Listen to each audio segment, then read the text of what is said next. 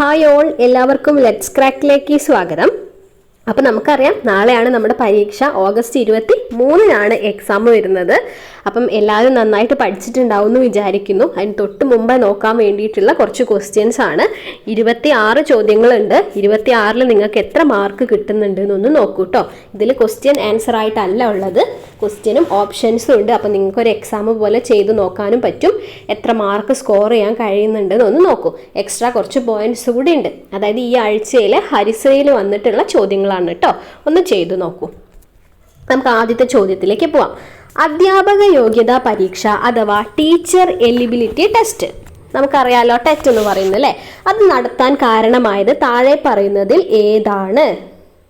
Okay, ആദ്യം അതൊന്നും ഉണ്ടായിരുന്നില്ലല്ലോ അല്ലേ. അത് നടത്താൻ വേണ്ടിയിട്ട് കാരണമായത് എന്താണ്, അതിന് കാരണമായതെന്നാണ് ചോദിച്ചിരിക്കുന്നത്. 4 ഓപ്ഷൻസ് നിങ്ങൾക്ക് കാണാം. ഞാൻ ഓപ്ഷൻ വായിക്കുന്നില്ല, ആൻസർ മാത്രം പറയുന്നേ ഉള്ളൂ. ഓപ്ഷൻ സി ആണ് ആൻസർ. വിദ്യാഭ്യാസ അവകാശ നിയമം 2009. കാരണം 1986, 96 അതൊന്നും അല്ല നമുക്കറിയാം. പിന്നെ 2020 അല്ല. അപ്പോൾ എന്തായാലും ആൻസറിലേക്ക് എല്ലാവർക്കും എത്താനായിട്ട് സാധിക്കും. വിദ്യാഭ്യാസ അവകാശ നിയമം 2009. ഇനി രണ്ടാമത്തെ ചോദ്യത്തിലേക്ക് പോവാം. വിദ്യാഭ്യാസ അവകാശ നിയമപ്രകാരം 1-ാം ക്ലാസ്സിൽ ചേരാനുള്ള ചുരുങ്ങിയ പ്രായം എത്ര? അത് ഓപ്ഷൻ ബി ആണ്, 6 വയസ്സാണ് കേട്ടോ. വിദ്യാഭ്യാസ അവകാശ നിയമപ്രകാരം 1-ാം ക്ലാസ്സിൽ ചേരാനുള്ള ചുരുങ്ങിയ പ്രായം 6 വയസ്സാണ്. ഇനി മൂന്നാമത്തെ ചോദ്യം. വിദ്യാഭ്യാസ അവകാശ നിയമപ്രകാരം UP വിഭാഗം ഏത് ക്ലാസ് വരെയാണ്? വിദ്യാഭ്യാസ അവകാശ നിയമപ്രകാരം UP വിഭാഗം ഏത് ക്ലാസ് വരെയാണ്?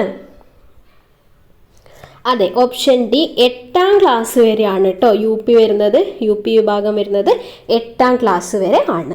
ഓക്കെ, ഇനി നാലാമത്തെ ചോദ്യം. ശിശു വികാസത്തിൽ ഔപചാരിക മനോവ്യാപാര ഘട്ടം അഥവാ ഫോർമൽ ഓപ്പറേഷണൽ സ്റ്റേജ് നിർദ്ദേശിച്ചത് ആരാണ്? ശിശു വികാസത്തിൽ ഈ ഫോർമൽ ഓപ്പറേഷണൽ സ്റ്റേജ് അഥവാ ഔപചാരിക മനോവ്യാപാര ഘട്ടം നിർദ്ദേശിച്ചത്.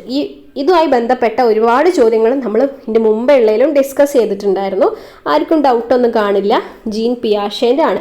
അതിൽ നമ്മൾ എല്ലാ ഘട്ടങ്ങളും പ്രത്യേകം എടുത്ത് പറഞ്ഞിട്ടുണ്ടായിരുന്നു കേട്ടോ. ഓക്കെ, 4 ഘട്ടങ്ങൾ പറഞ്ഞതാണ്. ഇനി 5-ാമത്തെ ചോദ്യത്തിലേക്ക് പോവാം. ക്ലാസ്സിലെ സംഘപ്രവർത്തനങ്ങൾ അടിസ്ഥാനപരമായി കുട്ടികളെ എന്തിനാണ് സഹായിക്കുന്നത്? അതായത് ഗ്രൂപ്പ് ആക്ടിവിറ്റീസ് നമ്മൾ കൊടുക്കുമല്ലോ, അത് കുട്ടികളെ എന്തിനാണ് സഹായിക്കുന്നത്? ഓപ്ഷൻ എ ആത്മവിശ്വാസം വർദ്ധിപ്പിക്കാനാണ് കേട്ടോ. ആത്മവിശ്വാസം വർദ്ധിപ്പിക്കാൻ. ഇനി 6-ാമത്തെ ചോദ്യം. സ്വപ്നങ്ങളുടെ താൻ നടത്തിയ വ്യാഖ്യാനങ്ങൾ ഉൾപ്പെടുത്തി പുസ്തകം പ്രസിദ്ധീകരിച്ച മനഃശാസ്ത്രജ്ഞൻ ആരാണ്? എയും ബിയും ഇവിടെ കൊടുത്തിട്ടുണ്ട്, സിയും ഡിയും ആവശ്യമില്ല. ഇതിൽ തന്നെ ആൻസർ ഉണ്ട് കേട്ടോ. കാരണം സിയും ഡിയും അപ്പുറത്തുണ്ട്, വേണമെങ്കിൽ കാണിച്ചു തരാം. സി ഇതാണ്, Daniel Goleman, D JB Watson. ഒരുമിച്ചില്ലാത്തതുകൊണ്ടാണ് പറഞ്ഞത്. ഇതിൽ തന്നെ ആൻസർ ഉണ്ട്. അത് ഓപ്ഷൻ ബി ആണ്, സിഗ്മണ്ട് ഫ്രോയിഡ് ആണ് ശരിയായ ഉത്തരം. സ്വപ്നങ്ങളുടെ താൻ നടത്തിയ വ്യാഖ്യാനങ്ങൾ ഉൾപ്പെടുത്തി പുസ്തകം പ്രസിദ്ധീകരിച്ച മനഃശാസ്ത്രജ്ഞൻ സിഗ്മണ്ട് ഫ്രോയിഡ് ആണ്. ഇനി 7-ാമത്തെ ചോദ്യം. ബുദ്ധിമാപന പരീക്ഷയുടെ ഉപജ്ഞാതാവ് ആര്? ഇതും റിപ്പീറ്റഡ് ക്വസ്റ്റ്യൻ ആണ്. ഇതൊക്കെ നിങ്ങളൊന്ന് നന്നായിട്ട് പഠിച്ചിട്ട് പോകണം കേട്ടോ. ബുദ്ധിമാപന പരീക്ഷയുടെ ഉപജ്ഞാതാവ് ആരാണ്? അത് ആൽഫ്രഡ് ബിനെ എന്നാണ് നമ്മൾ പഠിച്ചത്. ഓപ്ഷൻ എ ആണ് ശരിയായ ഉത്തരം. 7-ാമത്തെ ചോദ്യത്തിൻ്റെ ആൻസർ ഓപ്ഷൻ എ. 8-ാമത്തെ ചോദ്യം. പ്രകൃതിപരമായ ബുദ്ധി അഥവാ നാച്ചുറലിസ്റ്റിക് ഇൻ്റലിജൻസ് ഏത് ബുദ്ധി സിദ്ധാന്തവുമായിട്ട് ബന്ധപ്പെട്ടതാണ്? പ്രകൃതിപരമായ ബുദ്ധി അത് നമ്മൾ ലാസ്റ്റിലേക്ക് പഠിക്കുന്ന ഒരു ബുദ്ധിയാണ് അല്ലേ. അത് ഏതുമായി ബന്ധപ്പെട്ടതാണ്?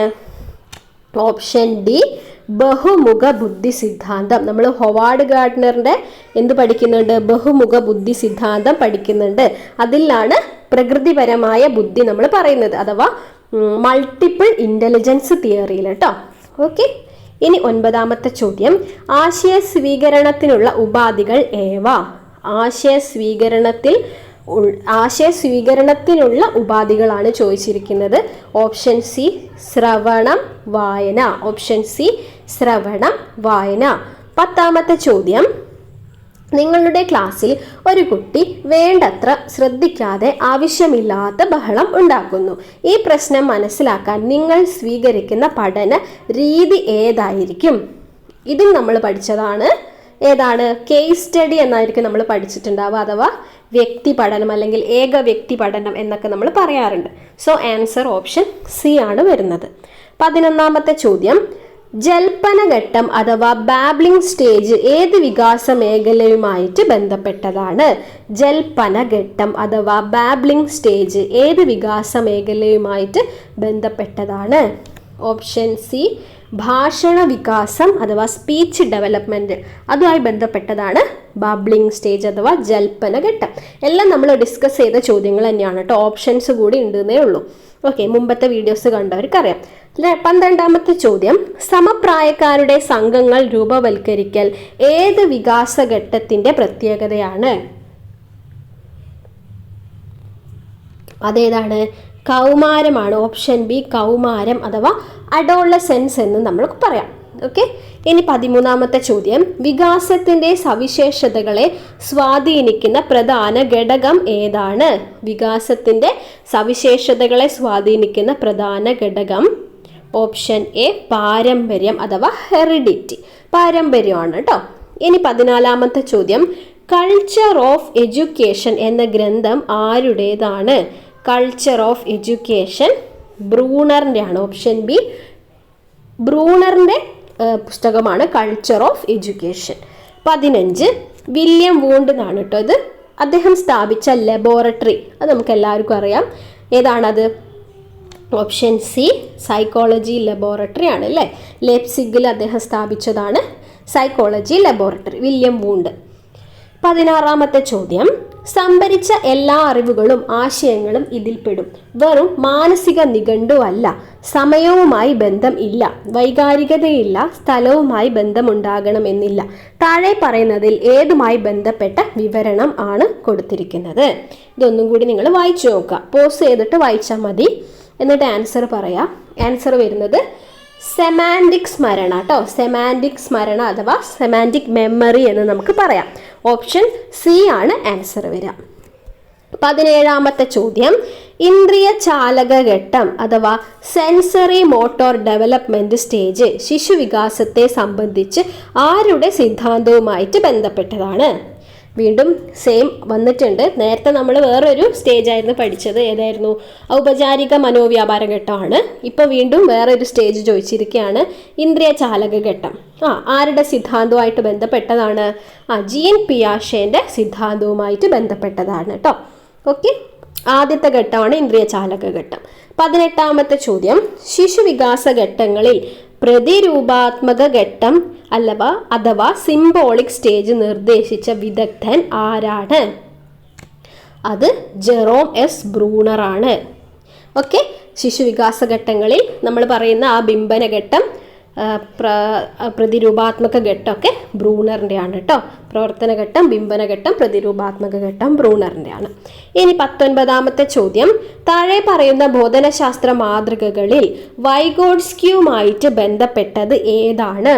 വൈഗോട്സ്ക്യുമായിട്ട് ബന്ധപ്പെട്ടത് സാമൂഹിക ജ്ഞാന നിർമ്മിതിവാദം അഥവാ സോഷ്യൽ കൺസ്ട്രക്റ്റിവിസം. ഓപ്ഷൻ ബി ആണ് ശരിയായ ഉത്തരം. ഓക്കെ, ഇനി 20ാമത്തെ ചോദ്യം, സൂക്ഷ്മപേശി വികാസത്തിനായി ചെറിയ കുട്ടികൾക്ക് നിർദ്ദേശിക്കാവുന്ന പ്രവർത്തനം താഴെ പറയുന്നതിൽ ഏതാണ്? സൂക്ഷ്മപേശി വികാസത്തിനായി ചെറിയ കുട്ടികൾക്ക് നിർദ്ദേശിക്കാവുന്ന പ്രവർത്തനം താഴെ പറയുന്നതിൽ ഏതാണ്? ഓപ്ഷൻ സി ചെറിയ കത്രിക ഉപയോഗിച്ച് കടലാസ് മുറിക്കുക. ഓക്കെ, അതൊരു ഇമ്പോർട്ടൻ്റ് ആയിട്ടുള്ള കാര്യമാണ് കേട്ടോ, ചിലർക്ക് മാറിപ്പോവാറുണ്ട്. സോ സൂക്ഷ്മപേശി വികാസത്തിനായി ചെറിയ കുട്ടികൾക്ക് നിർദ്ദേശിക്കാവുന്ന പ്രവർത്തനമാണ് ചെറിയ കത്രിക ഉപയോഗിച്ച് കടലാസ് മുറിക്കുക എന്നുള്ളത് തന്നതിൽ കേട്ടോ. ഇനി അടുത്ത ചോദ്യം 21ാമത്തെ ചോദ്യമാണ്, കുട്ടികളുടെ മാനസിക ആവശ്യങ്ങളിൽ പെടാത്തത് താഴെ പറയുന്നതിൽ ഏതാണ്? മാനസിക ആവശ്യങ്ങളിൽ പെടാത്തതാണ് ചോദിച്ചിരിക്കുന്നത്. ഓപ്ഷൻ എ ഭക്ഷണമാണ്. ബാക്കിയെല്ലാം മാനസിക ആവശ്യങ്ങളിൽ വരുന്നതാണ്. നമ്മൾ ബി നീഡ്സ്, ഡി നീഡ്സ് ഒക്കെ പഠിക്കുന്നില്ല ആവശ്യങ്ങളുടെ ശ്രേണി പഠിക്കുമ്പോൾ. അതിൽ മാനസിക ആവശ്യങ്ങളിൽ വരുന്നതാണ് അംഗീകാരം, സ്നേഹം, സുരക്ഷിതത്വം. നമ്മൾ പറയുന്നില്ല ആദരിക്കപ്പെടുക, സ്നേഹിക്കപ്പെടുക, ഇതെല്ലാം അതിൽ വരുന്നതാണ്. നമുക്ക് അടുത്ത ചോദ്യത്തിലേക്ക് പോവാം. ഓക്കെ, 22 പഠനത്തെക്കുറിച്ചുള്ള സിദ്ധാന്തങ്ങൾക്ക് ഗസ്റ്റാൾട്ട് മനഃശാസ്ത്രം നൽകിയ സംഭാവന താഴെ പറയുന്നതിൽ ഏതാണ്? പഠനത്തെക്കുറിച്ചുള്ള സിദ്ധാന്തങ്ങൾക്ക് ഗസ്റ്റാൾട്ട് മനഃശാസ്ത്രം നൽകിയ സംഭാവന താഴെ പറയുന്നതിൽ ഏതാണ്? ഓപ്ഷൻ ഡി ആണ് ആൻസർ വരുന്നത്, അന്തർദൃഷ്ടി സിദ്ധാന്തം. ഓപ്ഷൻ ഡി, അന്തർദൃഷ്ടി സിദ്ധാന്തം. ഓക്കെ, ഇനി 23ാമത്തെ ചോദ്യം. അറിവിന്റെ ആർജനത്തിൽ ജീൻ പിയാഷെ 2 രീതികൾ നിർദ്ദേശിക്കുന്നു. ഓക്കെ, അവ ഏതെല്ലാം ആണ്? ജീൻ പിയാഷെ 2 രീതികൾ നിർദ്ദേശിക്കുന്നു. അത് ഏതെല്ലാമാണെന്ന് ചോദിച്ചിരിക്കുന്നു. അത് ഓപ്ഷൻ സി ആണ്, സ്വാംശീകരണവും സംസ്ഥാപനവും, അല്ലെങ്കിൽ അസിമിലേഷൻ ആൻഡ് അക്കോമഡേഷൻ. സ്കീമയൊക്കെ ആയി ബന്ധപ്പെട്ട് നമ്മൾ പറഞ്ഞതാണ് എല്ലാം, സ്വാംശീകരണവും സംസ്ഥാപനവും ഒക്കെ കേട്ടോ. ഓക്കെ, ഇനി 24ാമത്തെ ചോദ്യം. 24. റെയ്മണ്ട് കാറ്റൽ ബുദ്ധിയെ 2 വിഭാഗങ്ങളായിട്ട് തിരിച്ചു. അതേതൊക്കെയാണ്? റെയ്മണ്ട് കാറ്റലിന്റെ വർഗീകരണം എങ്ങനെയാ വരുന്നത്? നമുക്കറിയാം, ക്രിസ്റ്റൽ ഇൻ്റലിജൻസും ഫ്ലൂയിഡ് ഇൻ്റലിജൻസും ആണ് കേട്ടോ. ക്രിസ്റ്റൽ ഇൻ്റലിജൻസും ഫ്ലൂയിഡ് ഇൻ്റലിജൻസും, ഖരബുദ്ധി, ദ്രവബുദ്ധി എന്ന് നമ്മൾ പഠിക്കുന്ന സാധനം. ഓക്കെ, 25ാമത്തെ ചോദ്യം. അറിവിന്റെ സങ്കല്പനങ്ങളുടെ ആർജനം ശേഖരിച്ചു വെക്കുന്ന ഘടകത്തെ ജീൻ പിയാഷെ എന്താണ് വിളിച്ചത്? അറിവിന്റെ സങ്കല്പനങ്ങളുടെ ആർജനം ശേഖരിച്ചു വെക്കുന്ന ഘടകത്തെ ജീൻ പിയാഷെ എന്താണ് വിളിച്ചത്? ഓപ്ഷൻ സിയും ഡിയും കാണിച്ചു തരാം. എ ബുദ്ധി, ബി പരിപക്വനം, സി സ്കീമ സംക്ഷിപ്ത രൂപം, ഡി സ്വാംശീകരണം. അറിവിൻ്റെ സങ്കല്പനങ്ങളുടെ ആർജനം ശേഖരിച്ചു വെക്കുന്ന ഘടകത്തെ ജീൻ പിയാഷെ എന്താണ് വിളിച്ചത്? അത് സ്കീമയാണ് അല്ലേ, സ്കീമ സംക്ഷിപ്ത രൂപം. അതായത് ഓപ്ഷൻ സി ആണ് ആൻസർ വരുന്നത്. ഇനി ലാസ്റ്റ് ക്വസ്റ്റ്യൻ. വിജ്ഞാന വികാസത്തെ വൈഗോട്സ്കി നിരീക്ഷിക്കുന്നത് എങ്ങനെയാണ്? കുട്ടിയുടെ സാമൂഹികവും സാംസ്കാരികവുമായ അനുഭവങ്ങളുടെ ഫലമായി വികാസം സംഭവിക്കുന്നു. അതാണോ? അത് തന്നെയാണ് കേട്ടോ. ഓപ്ഷൻ എ തന്നെയാണ് ശരി. വിജ്ഞാന വികാസത്തെ വൈഗോട്സ്കി നിരീക്ഷിക്കുന്നത് എങ്ങനെയെന്നായിരുന്നു ചോദ്യം. ഓപ്ഷൻ എ ആണ് ആൻസർ വരുന്നത്. ഓക്കെ, ഇനി കുറച്ച് എക്സ്ട്രാ പോയിന്റ്സ് ഒക്കെ ഉണ്ടായിരുന്നു, നമുക്ക് അതൊന്ന് നോക്കി നോക്കാം. യുണിസെഫിനെ കുറിച്ചൊക്കെ നമ്മൾ ഓൾറെഡി പറഞ്ഞിട്ടുണ്ടായിരുന്നു. അതുമായി ബന്ധപ്പെട്ട കുറച്ച്, അതുമായിട്ടല്ല വേറെ എക്സ്ട്രാ പോയിന്റുകളുണ്ട്, നമുക്കതൊക്കെ ഒന്ന് വായിച്ചിട്ട് പോവാം. ഓക്കെ, അപ്പോൾ യുണിസെഫ് ഏത് മേഖലയിലാണ് പ്രവർത്തനങ്ങൾ വ്യാപിപ്പിക്കുന്നത്? അന്തർദേശീയ തലത്തിൽ ഐക്യരാഷ്ട്ര സംഘടനയുടെ കീഴിൽ കുട്ടികളുടെ ക്ഷേമത്തിനായി പ്രവർത്തിക്കുന്ന ഏജൻസിയാണ് ഏത്? യുണിസെഫ് എന്ന് പറയുന്നത്. അന്തർദേശീയ തലത്തിൽ കേട്ടോ, ഐക്യരാഷ്ട്ര സംഘടനയുടെ കീഴിൽ കുട്ടികളുടെ ക്ഷേമത്തിനായി പ്രവർത്തിക്കുന്ന ഏജൻസി. Next question. പാരമ്പര്യേതര ഊർജ മേഖലയുമായി ബന്ധപ്പെട്ട് കേരളത്തിൽ പ്രവർത്തിക്കുന്ന ഏജൻസിയുടെ പേരാണ് അനർട്ട്. ഓക്കെ, പാരമ്പര്യേതര ഊർജ മേഖലയുമായി ബന്ധപ്പെട്ട് കേരളത്തിൽ പ്രവർത്തിക്കുന്ന ഏജൻസിയുടെ പേരെന്താണ്? അനർട്ട്. ഇനി അടുത്തത്, പട്ടികവർഗ വികസന പദ്ധതിയുമായി ബന്ധപ്പെട്ട് പ്രവർത്തിക്കുന്ന വിദ്യാഭ്യാസ സ്ഥാപനത്തിൻ്റെ പേര് എന്താണ്? പട്ടികവർഗ വികസന പദ്ധതിയുമായി ബന്ധപ്പെട്ട് പ്രവർത്തിക്കുന്ന വിദ്യാഭ്യാസ സ്ഥാപനത്തിൻ്റെ പേരാണ് മോഡൽ റെസിഡൻഷ്യൽ സ്കൂൾ കേട്ടോ. Model residential school. 2011 സെൻസസ് പ്രകാരം കേരള ജനസംഖ്യയുടെ എത്ര ശതമാനമാണ് മുതിർന്നവരുടെ എണ്ണം? മുതിർന്നവരുടെ എണ്ണം 12.56% ആണ്. അടുത്ത ചോദ്യം. അനാഥരായ നവജാത ശിശുക്കളുടെ സംരക്ഷണത്തിനുള്ള പദ്ധതി ഏത് പേരിലാണ് അറിയപ്പെടുന്നത്? അനാഥരായ നവജാത ശിശുക്കളുടെ സംരക്ഷണം കേട്ടോ, അത് അമ്മത്തൊട്ടിലാണ്. ആൻസർ അമ്മത്തൊട്ടിലാണ്. അടുത്ത ചോദ്യം. സ്കൂളുകളിലെ കൗമാരക്കാരായ പെൺകുട്ടികൾക്കായി കൗൺസിലിംഗ് നടത്തുന്ന പദ്ധതിയുടെ പേര്? സ്കൂളുകളിലെ കൗമാരക്കാരായ പെൺകുട്ടികൾക്കായി കൗൺസിലിംഗ് നടത്തുന്ന പദ്ധതിയുടെ പേരാണ് സൈക്കോസോഷ്യൽ സർവീസസ്. Psychosocial services. അടുത്തത്, ജുവനൈൽ ജസ്റ്റിസ് ബോർഡിന്റെ പ്രവർത്തനം ഏതു മേഖലയുമായിട്ട് ബന്ധപ്പെട്ടതാണ്? ജുവനൈൽ ജസ്റ്റിസ് ബോർഡിന്റെ പ്രവർത്തനം അത് കുട്ടികൾ ചെയ്യുന്ന കുറ്റകൃത്യങ്ങളിൽ നിയമ നടപടി കൈക്കൊള്ളാനുള്ള ജുഡീഷ്യൽ സംവിധാനവുമായിട്ട് ബന്ധപ്പെട്ടതാണ് കേട്ടോ. കുട്ടികൾ ചെയ്യുന്ന കുറ്റകൃത്യങ്ങളിൽ നിയമ നടപടി കൈക്കൊള്ളാനുള്ള ജുഡീഷ്യൽ സംവിധാനവുമായിട്ട് ബന്ധപ്പെട്ടതാണ്. അടുത്ത ചോദ്യം. സമഗ്ര ശിക്ഷ കേരള സമഗ്ര ശിക്ഷ കേരള എന്ന കേന്ദ്ര പദ്ധതിയുടെ പ്രവർത്തന മേഖല ഏതാണ്? അത് പ്രീ സ്കൂൾ തലം മുതൽ ഹയർ സെക്കൻഡറി തലം വരെയുള്ള വിദ്യാഭ്യാസ പ്രവർത്തനങ്ങൾ മെച്ചപ്പെടുത്തുക എന്നുള്ളതാണ് കേട്ടോ. ഓക്കെ, ഇനി അടുത്ത കുറച്ച് ക്വസ്റ്റ്യൻസ് ഉണ്ട്.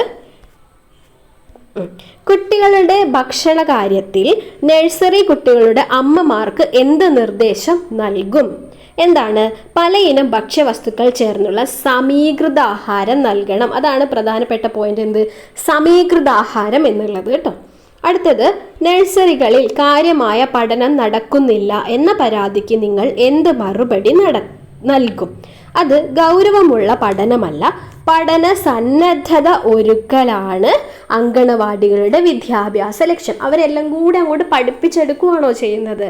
അല്ല, അവരിൽ ആ ഒരു കഴിവ് അല്ലെങ്കിൽ ആ ഒരു ഇത് ഉണ്ടാക്കിയെടുക്കുക, അല്ലെ, പഠന സന്നദ്ധത ഒരുക്കലാണ് അങ്കണവാടികളുടെ വിദ്യാഭ്യാസ ലക്ഷ്യം. ഇനി അടുത്ത ചോദ്യം, ചഞ്ചലത, ചടുലത എന്നിവ ഈ പ്രായത്തിലെ കുട്ടികളുടെ പ്രകൃതത്തിന്റെ ഭാഗമാണ്. ഏത് പ്രായഘട്ടത്തിലെ കുട്ടികൾ? ചഞ്ചലത, ചടുലതയൊക്കെ ആദ്യ ബാല്യഘട്ടത്തിലെ കുട്ടികളുടെ കേട്ടോ, ആദ്യ ബാല്യഘട്ടത്തിലെ കുട്ടികളുടെ. അടുത്തത്, ഒരു വ്യക്തിയുടെ ജീവിതത്തിൽ സ്വാഭാവിക പരിണാമങ്ങളുടെ ഭാഗമായി വഴിത്തിരിവായി മാറുന്ന പ്രായഘട്ടം ഏതാണ്? അത് കൗമാര കാലഘട്ടമാണ് കേട്ടോ. അടുത്തത്, ഒരാളിൽ വിശേഷിച്ച് പെൺകുട്ടിയിൽ വലിയ ശാരീരിക മാനസിക സംഘർഷങ്ങൾ ഉണ്ടാക്കുന്ന ഘട്ടമാണ് കൗമാരഘട്ടം എന്ന് പറയുന്നത് കേട്ടോ. അടുത്തത്, ഈ കാലത്ത് സംഘർഷങ്ങൾക്ക് സാധ്യതയുള്ള കാര്യങ്ങളിൽ നിന്ന് മാറി നിൽക്കണം, പോഷകാഹാരങ്ങൾ കഴിക്കാൻ ശ്രദ്ധിക്കണം. ഏത് കാലമാണ് ഇവിടെ ഉദ്ദേശിച്ചത്? അതെ, നമ്മൾ സംഘർഷങ്ങളിൽ നിന്നൊക്കെ മാറി നല്ല ആഹാരമൊക്കെ കഴിച്ചിട്ട് ഇങ്ങനെ ഇരിക്കേണ്ട ഒരു ഘട്ടമാണ് ഗർഭകാലം എന്ന് പറയുന്നത് കേട്ടോ. അടുത്ത ചോദ്യം, ആരോഗ്യമുള്ള ഭാവി സമൂഹം ലക്ഷ്യമാക്കി അങ്കണവാടിയിൽ നടക്കുന്ന പ്രവർത്തനം ആണ് പോഷകാഹാരം എന്ന് പറയുന്നത് കേട്ടോ. അടുത്ത ചോദ്യം, ബുദ്ധിക്ക് പൊതുഘടകങ്ങൾ, അതായത് ജി ഫാക്ടർ എന്നും പിന്നെ സവിശേഷ ഘടകങ്ങൾ അഥവാ എസ് ഫാക്ടർ എന്നിങ്ങനെ 2 ഘടകങ്ങൾ നിർദ്ദേശിച്ച ശാസ്ത്രജ്ഞൻ ആരാണ്? അത് ചാൾസ് സ്പിയർമാൻ ആണ് കേട്ടോ. റെയ്മണ്ട് കാറ്റലിൻ്റെത് ഖരബുദ്ധി ദ്രവബുദ്ധിയാണ്. അതും ഇതും തമ്മിൽ കൂട്ടിക്കുഴക്കരുത്. എനിക്കിതിന് മുമ്പ് അങ്ങനെ പറഞ്ഞപ്പോൾ ഒരു കൺഫ്യൂഷൻ വന്നിട്ട് ഞാൻ തെറ്റിച്ച് പറഞ്ഞിട്ട് പിന്നെയാണ് എനിക്ക് തോന്നിയിട്ട് ഞാനത് ശരിയാക്കി പറഞ്ഞിട്ടുണ്ട് കേട്ടോ. അത് അങ്ങനെ ഒരു തെറ്റ് എനിക്ക് വരാറുണ്ടായിരുന്നു. ഇപ്പം കുഴപ്പമില്ല, അത് ശരിയാക്കണേ. അടുത്തത്, വാക്കുകളും അവയുടെ അർത്ഥവുമായി ബന്ധപ്പെട്ട ഓർമ്മ ഏത് പേരിലാണ് അറിയപ്പെടുന്നത്? വാക്കുകളും അതുമായി ബന്ധപ്പെട്ടതിൻ്റെ ഓർമ്മ കേട്ടോ, അതാണ് സെമാൻറ്റിക് മെമ്മറി. നേരത്തെ നമുക്കൊരു ചോദ്യം ഉണ്ടായിരുന്നല്ലോ, സെമാൻറ്റിക് മെമ്മറിയുമായി ബന്ധപ്പെട്ടിട്ടുള്ളത്. ഓക്കെ, എന്തായിരുന്നു ചോദിച്ചത്? സംഭരിച്ച എല്ലാ അറിവുകളും ആശയങ്ങളും ഇതിൽപ്പെടും, വെറും മാനസിക നിഘണ്ടുവല്ല, പിന്നെ സമയവുമായി ബന്ധമില്ല, വൈകാരികതയില്ല, സ്ഥലവുമായിട്ട് ബന്ധം ഉണ്ടാകണമെന്നില്ല എന്നൊക്കെ പറഞ്ഞിട്ടൊരു സെൻറ്റൻസ് വായിച്ചിട്ടുണ്ടായിരുന്നില്ലേ? അതിൻ്റെ ആൻസർ നമ്മൾ സെമാൻറ്റിക് മെമ്മറിയാണ് പറഞ്ഞിട്ടുണ്ടായിരുന്നത്. അടുത്തത്, സ്റ്റേജ് തിയറി എന്നറിയപ്പെടുന്ന സിദ്ധാന്തം അതേതാണ്? ശിശുവികാസ ഘട്ടങ്ങൾ നിർണയിച്ച ജീൻ പിയാഷയുടെ സിദ്ധാന്തമാണ് സ്റ്റേജ് തിയറി കേട്ടോ.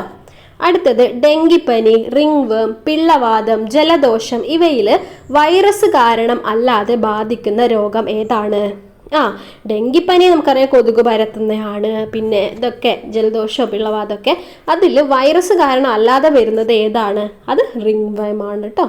ഓക്കെ, അടുത്തത്, സ്ഥൂല ചലനങ്ങളിൽ നിന്ന് സൂക്ഷ്മ ചലനങ്ങളിലേക്ക്, സ്ഥൂലപേശികളിൽ നിന്ന് സൂക്ഷ്മപേശികളിലേക്ക്, ശിരോഭാഗത്തു നിന്ന് പാദങ്ങളിലേക്ക്, ഈ കാര്യങ്ങളൊക്കെ ഏതുമായിട്ട് ബന്ധപ്പെട്ടതാണ്?